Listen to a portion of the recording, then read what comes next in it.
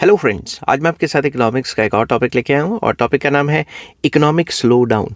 तो चलिए शुरू करते हैं। इकोनॉमिक स्लो डाउन क्या होता है? An economic slowdown means a weakening of growth but not full recession.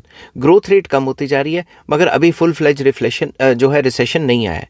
Recession जो है इससे भी सिवियर होता है। ठीक है, की साइंस क्या है इकोनॉमिक स्लो डाउन की? GDP growth declines but stage positive. GDP बढ़ तो रही है, बढ़ने की स्पीड जो है उसकी है पॉजिटिव है, बढ़ने की स्पीड ग्रोथ रेट पॉजिटिव है, मगर वो पहले से कम कम कम कम होता जा रहा है। लोअर कंज्यूमर और बिजनेस स्पेंडिंग, लोग खर्चा कम कर रहे हैं क्योंकि उनके पास डिस्पोजेबल इनकम नहीं है। और दूसरा बिजनेस स्पेंडिंग, इन्वेस्टमेंट्स वगैरह कम हो रही हैं।